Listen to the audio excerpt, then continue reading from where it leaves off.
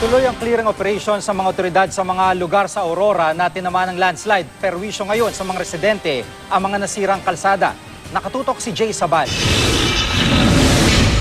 Maputik at makipot ang kalsada nang tumuho kami sa kasiguran ng Aurora noong Biyernes, kung saan may 4 na namatay sa pagguho ng lupa. Sumalubong sa amin ang malalaking tipak na bato mula sa bundok. Ang ilang kalsada, mistulang ilog dahil sa baha. Bago kasiguran, dumaan kami sa bahay ng Dinalungan. Ganito rin ang eksena rito. Tudo eh. Ano yun? Sasahid yung ilalim ng sasakyan, sisira. Saka malakas pa yung alon, agos. Maraming sasakyan ang hindi makadaan dahil pailalim din yung kalsada rito. At the same time, yung mga estudyante na nanggagaling doon sa kabila, ang ginagawa nila, tumatawid sila doon sa may palayan at naghahanap ng mababaw na lugar para makauwi sa kanilang mga bahay. Minsan po maaanod ka sa tubig sa lakas po ng tubig. Hindi naman po nakakasit, sinisipon lang po inuubogan. Mahirap po talaga yung daan.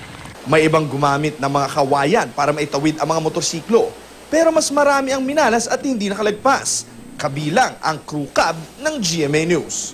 Pero sa gitna nito, lumutang ang bayanihan ng mga residente. Gabi na nang marating namin ang kasiguran. Putol ang kalsada papasok ng town proper. Ang Minaga River umapaw. Ganito na lang po, walang ibang libangan, basta't may makain, may mainom.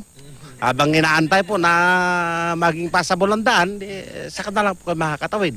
Sa Barangay Hall, nagpalipas ng halos 3 araw ang mga pasahero ng 4 na bus na ito.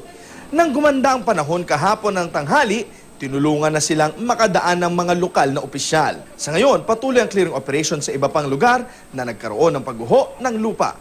Mula sa Kasiguran, Aurora Province, Jay Sabale, nakatutok 24 oras.